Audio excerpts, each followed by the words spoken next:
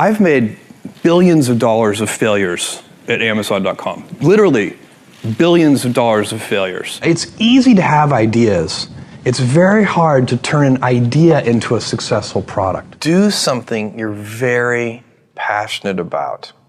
And don't try to chase what is kind of the hot passion of the day. He's best known as the founder, chairman, and CEO of Amazon.com. He's also the founder of Blue Origin, a human spaceflight company. He's currently listed as the third wealthiest person in the world with a net worth of $72.8 billion. He's Jeff Bezos, and here's my take on his top 10 rules for success, volume 2. Also guys, as you're watching, if you hear something that really resonates with you, please leave it down in the comments below and put quotes around it so other people can be inspired. Also, when you write it down, it's much more likely to lock in for yourself as well. Enjoy.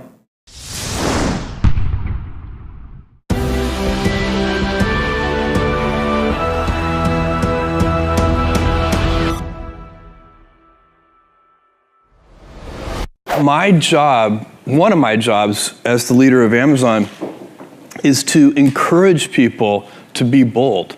And people love to focus on things that aren't yet working. And that's good, it's human nature. That kind of divine discontent can be very helpful. But it's incredibly hard to get people to take bold bets. And you need to encourage that. And if you're gonna take bold bets, they're gonna be experiments. And if they're experiments, you don't know ahead of time whether they're gonna work. Experiments are by their very nature prone to failure. But big successes, a few big successes, compensate for dozens and dozens of things that didn't work. So, bold bets, AWS, Kindle, Amazon Prime, our third-party seller business, all of those things are examples of bold bets that did work, and they pay for a lot of experiments. I've made billions of dollars of failures at Amazon.com. Literally, billions of dollars of failures. And, you might remember Pets.com or Cosmo, or give myself a root canal with no anesthesia very easily. None of those things are fun, but they don't matter. What really matters is companies that don't continue to experiment, companies that don't embrace failure, they eventually get in a desperate position where the only thing they can do is make a kind of Hail Mary bet at the very end of their corporate existence. Whereas companies that are, making bets all along, even, big bets, but not bet the company bets. I don't believe in bet the company bets. That's when you're desperate. That's the last thing you can do. We know from our past experiences that big things start small. The biggest oak starts from an acorn, and you've got to recognize, if you want to do anything new, you've got to be willing to let that acorn grow into a little sapling and then finally into a small tree, and maybe one day it'll be a big business on its own. And in fact, that's one of the mottos for one of your initiatives, and forgive my pronunciation of the Latin, but Gradatim ferociter. What does that mean to you? Well, it means step by step ferociously. And it's the motto for Blue Origin. Basically, you can't skip steps. You have to put one foot in front of the other. Things take time. There are no shortcuts. And but you want to do those steps with passion and ferocity. I think probably our most important piece of intellectual property is our brand name. And I think people, and I think this is very important for anybody who's going to start a company or market an invention to understand, is that brands for companies are like reputations for people. And reputations are hard-earned and easily lost. So the most important intellectual property that a company can have is, for us, it's Amazon. It's that name, but what it stands for. And we've worked very hard to earn trust. You can't ask for trust. You just have to do it the hard way, one step at a time. You make a promise and then fulfill the promise. You say, we'll deliver this to you, tomorrow, and then you actually deliver it tomorrow. And if you do that over and over again, then ultimately you can instill your company's name with a reputation. And that's, I think, sometimes people talk about brands in this very amorphous way, but for me, I like to think of it as a person, and what is the reputation that that person has, and how have they earned that reputation? I think stress, you can be, I think one of the things that's very important to note about stress is that stress primarily comes from not taking action over something that you can have some control over. So if I find that some particular thing is causing me to have stress, that's a warning flag for me. What it means is there's something that I haven't completely identified, perhaps in my conscious mind, that is bothering me, and I haven't yet taken any action on it. I find as soon as I identify it and make the first phone call or send off the first email message or whatever it is that we're going to do to start to address that situation, even if it's not solved, the mere fact that we're addressing it dramatically reduces any stress that might come from it. So stress comes from ignoring things that you shouldn't be ignoring. I think in large part. So stress doesn't come, people get stress wrong all the time, in my opinion. Stress doesn't come from hard work, for example. You know, you can be working incredibly hard and loving it. And likewise, you can be out of work and incredibly stressed over that. So, and likewise, if you kind of use that as an analogy for what I was just talking about, if you're out of work, but you're going through, a disciplined approach of, a series of job interviews and so on and working to remedy that situation, you're going to be a lot less stressed than if you're just worrying about it and doing nothing.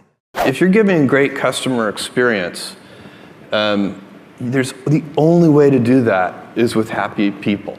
You can't do it with a set of miserable people, watching the clock all day. So does that include work-life balance and all those things? Yes, but I teach 3 leadership classes a year at Amazon. I'm a part of it. They're bigger classes, but I come in and teach a session.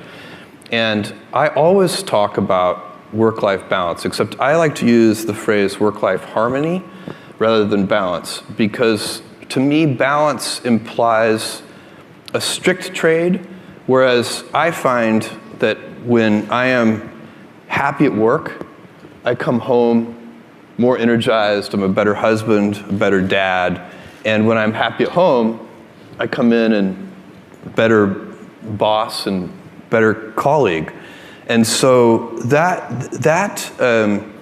it's not, you could be out of work and have terrible work-life balance. Even though you've got all the time in the world, right. You could just feel like, oh my God, I'm miserable, and you would be draining energy.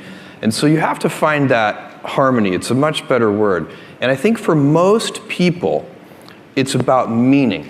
People want to know that they're doing something interesting and useful. And for us, because of the challenges that we have chosen for ourselves, we get to work in the future. And it's super fun to work in the future for the right kind of person. It's easy to have ideas.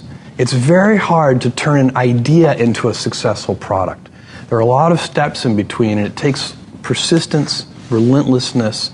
So I always tell people who think they want to be entrepreneurs, you need a combination of stubborn relentlessness and flexibility. And you have to know when to be which. And basically, you need to be stubborn on your vision, because otherwise it'll be too easy to give up. But you need to be very flexible on the details, because as you go along pursuing your vision, you'll find that some of your preconceptions were wrong, and you're going to need to be able to change those things.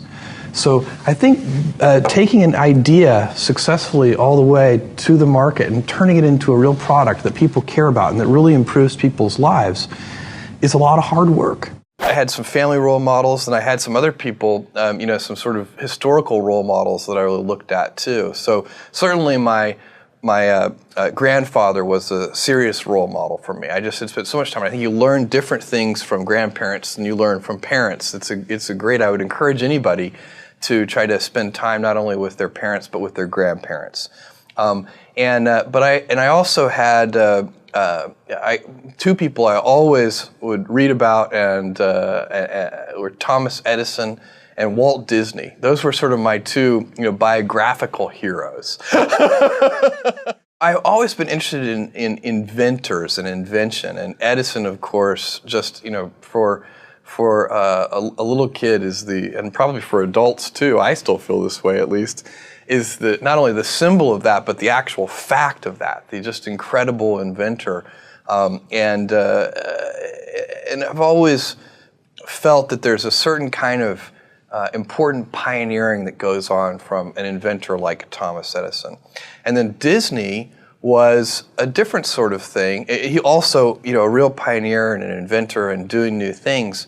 But it seemed to me that he had this incredible capability to create a vision that he could get a large number of people to share. Because the things that Disney invented, like Disneyland, the theme parks and so on, they were such big visions that no single individual, unlike a lot of the things that Edison worked on, no single individual could ever pull them off. And Walt Disney really was able to get a big team of people working in a concerted direction.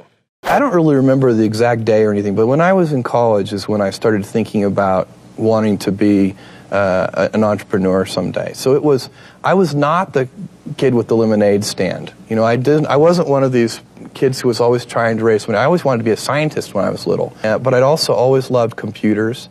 I was lucky because at my age this is unusual to have access to a mainframe computer from my elementary school when I was in 4th grade, and quickly learned that there was a pre-programmed Star Trek game on that computer, and then I never did anything except play Star Trek with the computer. So I don't know how formative that was. It certainly helped my Star Trek knowledge considerably. But I've always loved computers. Somewhere in college, I started watching some of the people who were like setting up, college pizza delivery services and, the kind of the core entrepreneurs, and thinking, this looks like a really fun thing to do. I think it's the very rare idea that can be done by a single individual. Almost everything that is going to change the world, solve a problem, improve something, these are usually big efforts, and they require, a team working together to really get something important done. And that has been the story of Amazon.com. At every step along the way, we've had a team here that is making this work. I mean, I don't know, even at the smallest scale, you have to figure out how to get help from your friends, from your family members, from people that you can hire in those early days. I think without that, it would never work. Do something you're very passionate about, and don't try to chase what is kind of the hot passion of the day. I think we actually saw this. I think you see it all over the place in many different contexts, but I think we saw it in the internet world quite a bit, where at the sort of peak of the sort of internet mania in, say, 1999, you found people who were very passionate about something. They kind of left that job and decided, I'm going to do something in the internet, because it's it was almost like the 1849 gold rush in a way. I mean, you find that people, if you go back and study the history of the 1849 gold rush, you find that at that time everybody who was within shouting distance of California was, they might have been a doctor, but they quit being a doctor and they started panning for gold. And that almost never works. And even if it does work, according to some metric, financial success or whatever it might be, I suspect it leaves you ultimately unsatisfied. So you really need to be very clear with yourself. And I think one of the best ways to do that is this notion of projecting yourself forward to age 80, looking back on your life and trying to make sure you've minimized the number of regrets you have. That works for career decisions. It works for family decisions. Do you want? I have a 14-month-old son, and it's very easy for me to, if I think about myself when I'm 80, I know I want to watch that little guy grow up. And so I don't want to be 80 and think, shoot, I missed that whole thing, and I don't have the kind of relationship with my son that I wished I had, and so on and so on. So if you think about that, so I guess another thing that I would recommend to people is that they always take a long-term point of view. And I think this is something about which there's a lot of controversy. There's a lot of people, and I'm just not one of them, believe that you should live for the now. I think what you do is you think about the great expanse of time ahead of you and try to make sure that you're planning for that in a way that's going to leave you ultimately satisfied. So this is just this is the way it works for me. And I mean, everybody needs to find that for themselves. So I think there are a lot of paths to satisfaction, and you need to find one that works for you.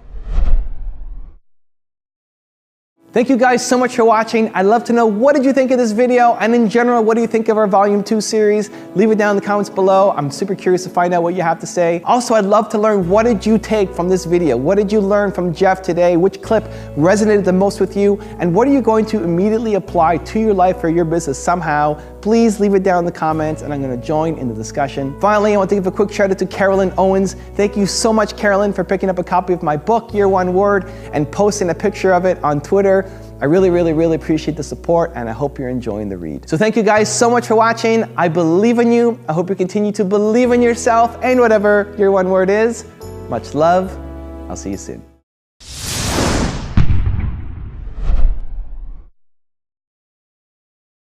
The best defense to speech that you don't like about yourself as a public figure is to develop a thick skin.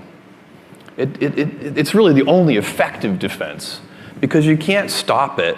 You are going to be misunderstood. If you're doing anything interesting in the world, you're going to have critics.